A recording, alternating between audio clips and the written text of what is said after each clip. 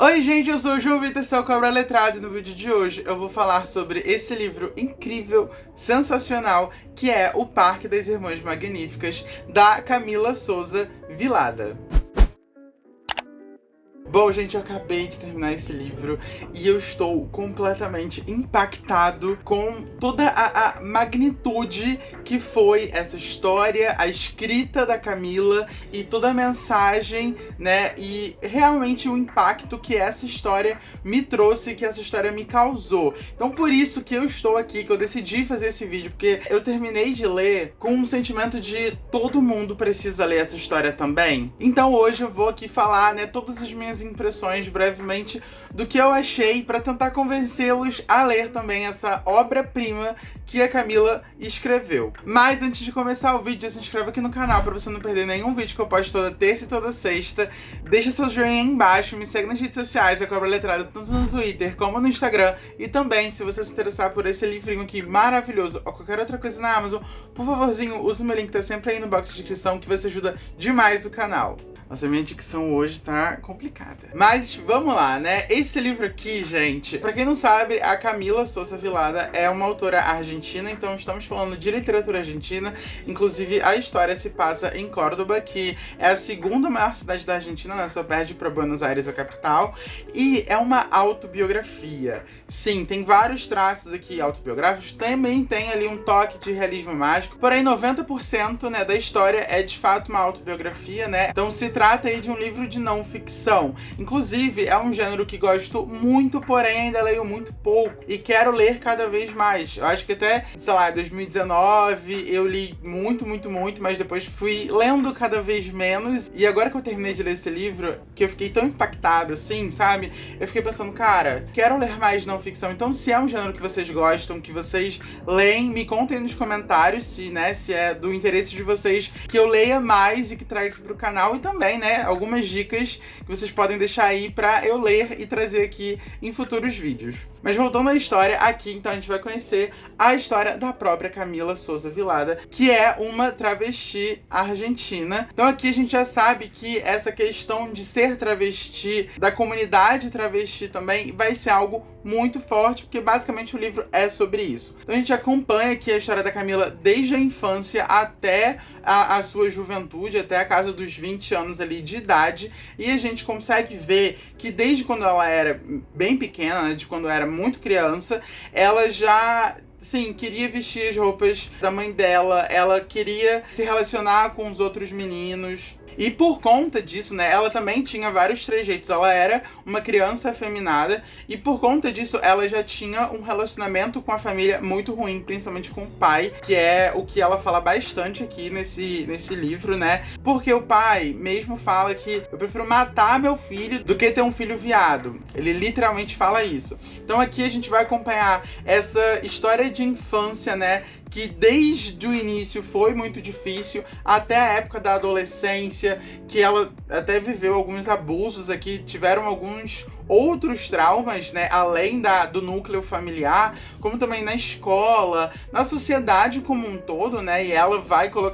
abordar aqui na história muito bem como que as travestis são tratadas, são olhadas, são vistas na sociedade, né? Que é um grupo completamente à margem da sociedade. E aí, depois dessa infância e dessa adolescência, né? Já na juventude, ela se muda dessa cidadezinha do interior que ela vive para a cidade de Córdoba, que é onde ela vai, então, cursar aí a universidade, que ela é formada, inclusive, em comunicação social. E é lá, né, nessa cidade, então, que ela vai conhecer aí o mundo da prostituição e que vai ser também muito presente no livro, e é aí que a história vai se desenrolar. Esse é um livro que, inclusive, não é nada linear. A gente vai, ao longo das páginas, indo e vindo, né, da infância pro presente, de algumas situações do passado que não necessariamente foram na infância, e de histórias de outras personagens também, porque, como eu falei, né, ela vai contar muito da comunidade travesti em que ela está inserida, né, então, das suas irmãs, que é como ela chama, inclusive tá até aqui no próprio título do livro, livro. E ela faz tudo isso com uma escrita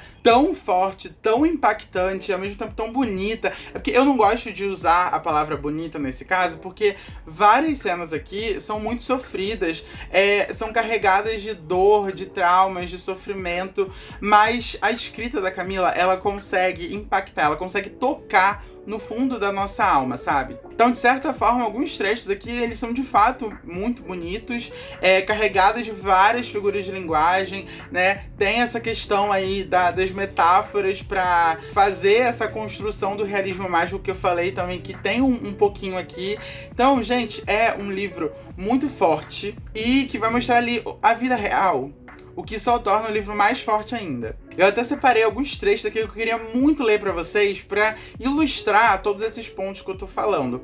Porque, como eu falei, né, começando aí pela infância, ela traz vários relatos, né, de quando ela era criança, de como foi esse rito de iniciação, dela entender que ela era uma criança viada e dela incorporar isso à identidade dela. E junto a isso, né, todo esse combate, aliás, entre ela e o pai, né? E na página 58 do livro, ela explica um pouquinho sobre essa relação que ela tinha com o pai, que era bem conturbada, e ela fala: em honra à verdade, acredito que ele também sentia um medo pavoroso de mim. É possível que aí seja gestado o pranto das travestis, no terror mútuo entre o pai e sua cria travesti. A ferida se abre ao mundo e as travestis choramos. E além desse trecho, na página 88, ela também fala um parágrafo que eu fiquei muito tocado. Tipo, eu marquei várias coisas desse livro. Tipo, muitas e muitas coisas. Mas a página 88, eu me pego pensando, relembrando o que eu li, porque eu achei isso aqui muito forte, né? Que é como ela lidava com esses pensamentos, né, dela enquanto era uma criança, né, enquanto era uma adolescente. Que ela fala: passarei muitas noites rezando para que, ao despertar, a vida seja outra, para que o dia seguinte seja diferente. No começo, rezo para mudar, para ser como eles querem. Mas, na medida em que me interesso nessa fé cada vez maior, começo a rezar para despertar no outro dia convertida na mulher em que quero ser, na mulher que sinto dentro de mim com tanta franqueza que as horas se passam rezando por ela. Quando me apaixono por meus coleguinhas de escola, rezo para que me vejam como uma garota. Quando começo a florir, rezo para que as tetas cresçam em mim durante a noite, para que meus pais me perdoem, para que nasça uma vagina entre minhas pernas. Só que não, entre as pernas tem uma navalha. Então, como eu falei, esse trecho pra mim foi muito forte. Eu li e eu fiquei completamente impactado pelo que ela estava passando, sabe? A gente consegue sentir o sofrimento dela, e não só dela, como das outras irmãs, né? Das outras travestis com quem ela se relaciona ao longo da história. Ela até explica aqui, quando ela lembra do que o pai dela falava, né? De que, se você virar uma travesti, você não vai conseguir outro trabalho senão ser prostituta, que a própria sociedade, ela não dá escolha da travesti conseguir qualquer coisa que ela queira ser ou fazer, ou enfim, qualquer outra coisa que ela queira fazer acontecer, sabe? Porque elas são completamente marginalizadas. A gente vê aqui que, além da violência física, da violência verbal, elas são jogadas de escanteio, elas são proibidas de entrar em determinados lugares, elas são olhadas de forma torta pelas pessoas que elas encontram na rua. Inclusive, ela fala aqui várias e várias vezes que os próprios pais, eles fecham os olhos das crianças quando passam por elas, porque aquilo pra eles é como se fosse algo assim de outro mundo, algo completamente pecaminoso que as crianças não podem ver, senão eles vão se contaminar com isso. Então é como na própria sinopse fala, né, que esse livro é literalmente um conto de fadas e de terror, porque a gente vai conseguir entender no fundo quem são cada uma dessas irmãs, quem são cada uma dessas travestis, e principalmente da Camila, e entender todos os anseios, os medos, principalmente dessas pessoas, só que ao mesmo tempo a gente consegue sentir a dor que elas sentem. Então, só de escrever esse livro, de publicar e de ganhar vários prêmios, né? Porque esse é um livro super premiado. Então, só de estar aí sendo lido, sendo comentado, sendo premiado, isso já é um ato político muito grande. No caso, só dela ter escrito e ter colocado aí no mundo já é um ato político muito grande. Agora, de ter todo esse reconhecimento é ainda maior, porque ela tá dando voz aqui, né, a histórias de pessoas que são completamente marginalizadas, que não têm voz no mundo, né, no nosso mundo real. Ela aqui, ela não tá dando voz só a ela, Camila, mas ela também tá dando voz à tia Encarna, como a Andy, a Maria Muda e as várias outras travestis que compõem essa história aqui. E uma coisa que eu achei muito interessante é que a história toda é contada de forma assim, praticamente não tem nenhum diálogo. São uns blocos de texto e os poucos diálogos que existem são, entre aspas, tipo, fulano disse isso uma vez, sabe? Não tem um diálogozinho assim, ele disse, ela disse e ele respondeu. E eu fui entendendo que era até uma forma de ilustrar justamente a oralidade, né, das histórias das próprias travestis. E eu tive essa conclusão de que eu tava certo quando eu fui ler o material da Tag Livros, né, porque esse livro, essa minha edição pelo menos, foi publicada pela Tag Livros, né, e eles têm uma revistinha como tipo um texto de apoio, né, que lá fala que tem muito disso aqui, né, dessa oralidade das travestis, de como elas contam as histórias umas das outras e vai seguindo aí de geração em geração, porque a partir do momento em que ela não coloca diálogo, ela só coloca uns blocos de texto assim, é como se ela estivesse contando, de fato, assim, na fala, né, todas essas histórias, como se fossem várias crônicas que ela está nos contando, sabe? Então isso foi uma coisa muito positiva que eu achei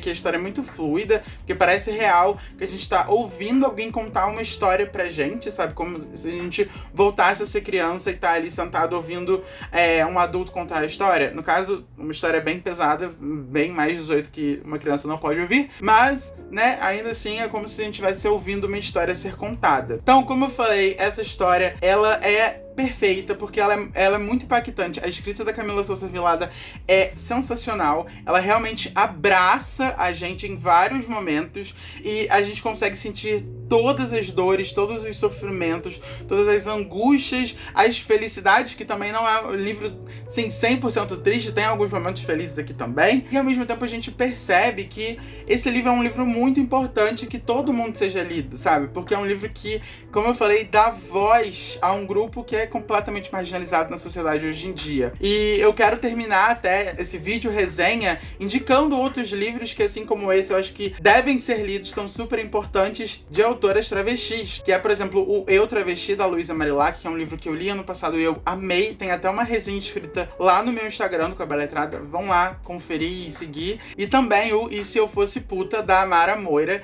que inclusive tá até aqui presente na revistinha da Tag, ela foi uma das comentaristas do mês, né? Então assim, são duas dicas maravilhosas que, assim como essa, vocês precisam ler, que vai agregar muito, muito, muito, muito, muito a vocês enquanto leitores, enquanto pessoas, enquanto seres humanos.